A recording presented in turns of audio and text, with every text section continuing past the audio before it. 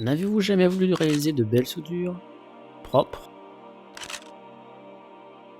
brillantes? Eh bien aujourd'hui dans ce nouveau tuto by Sem, comme vous l'avez deviné, on va parler soudure. Et plus particulièrement soudure sur un variateur, avec des câbles silicone en 12 AWG. Alors pour ce faire, vous aurez besoin d'un variateur, de câbles de raccordement, aussi d'une station de soudure réglable, de préférence 400 degrés, de la gaine thermo-rétractable si vous souhaitez isoler les soudures, d'outils pour dénuder et maintenir les câbles pour éviter de vous brûler, d'un fer à souder avec sa panne assez grosse quand même, de manière à avoir une bonne surface de chauffe, de l'étain de préférence de bonne qualité, et enfin un étau pour maintenir le tout.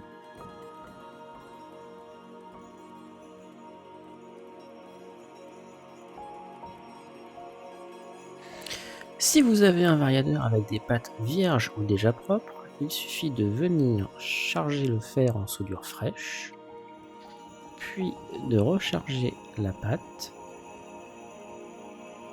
sans trop rester longtemps, d'où l'emploi d'un fer à 400 degrés pour une chauffe rapide.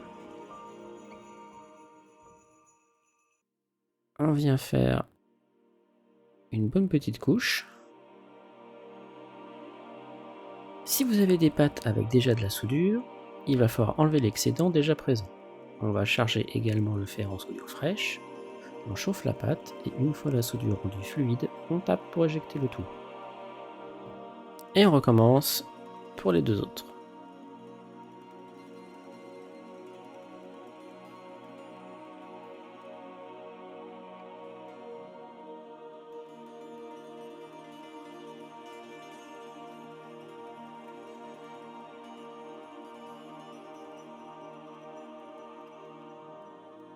Après avoir coupé les câbles à la longueur voulue, les dénuder sur environ 5 mm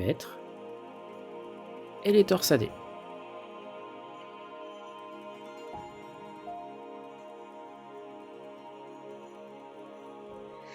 Nous allons procéder maintenant à l'étamage. Charger en soudure le fer, puis venir chauffer la partie dénudée en rechargeant également en soudure.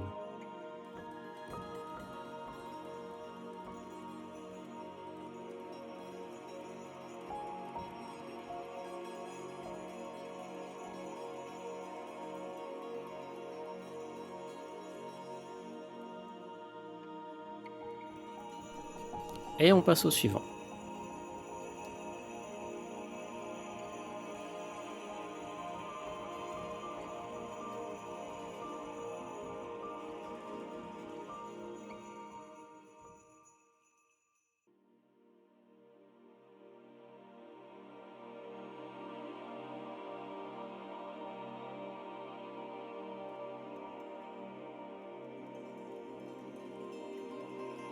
Petite astuce, on va retourner maintenant le câble à 180 degrés, on va répéter l'opération afin de rendre homogène la soudure.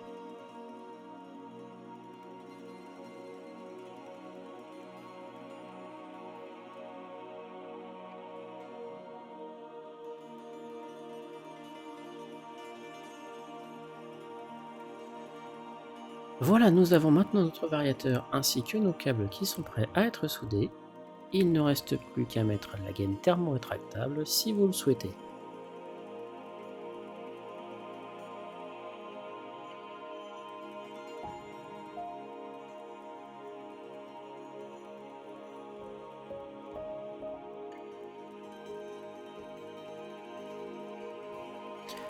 Maintenant, nous allons avoir deux cas de figure. Soit vous avez des soudures à plat comme ceci, ou bien des soudures verticales comme ceci, suivant la configuration de votre véhicule. Dans les deux cas, cela sera à peu près la même technique. Il va falloir déposer de la soudure sur la pâte,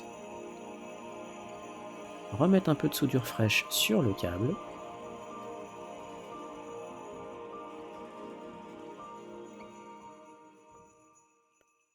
recharger la panne en soudure,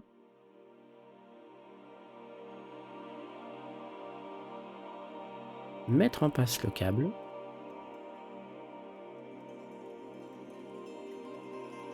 poser la panne sur l'ensemble et laisser fusionner l'étain. Vous pouvez à ce moment utiliser des outils pour tenir le câble pour éviter de vous brûler, le câble devenant vite très chaud.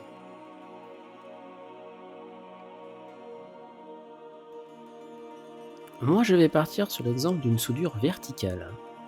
On applique donc la procédure vue précédemment.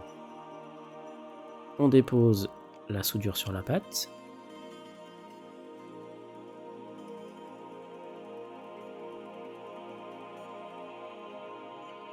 On remet un peu de soudure sur le câble.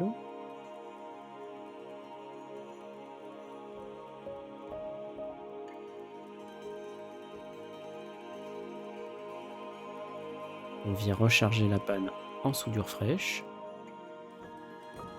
On met en place le câble.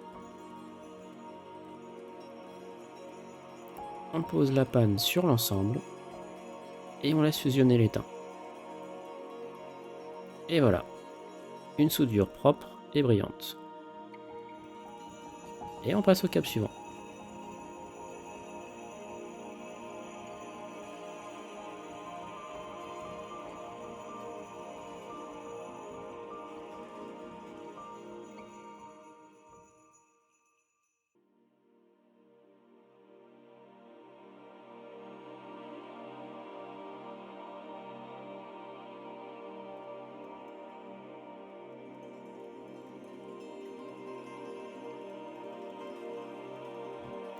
Pour fignoler le travail, on peut aussi nettoyer les soudures avec un peu d'acétone pour enlever les résidus de flux de soudure.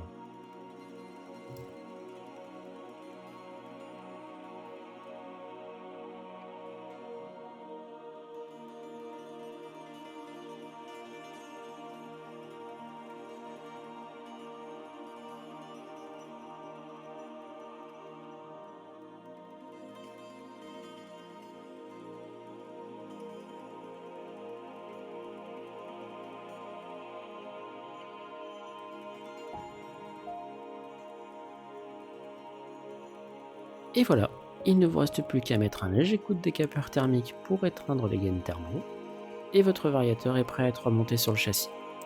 J'espère que ce tuto vous a plu et que cela vous aidera à réaliser vos prochaines soudures de variateur ou même de moteur en utilisant le même procédé.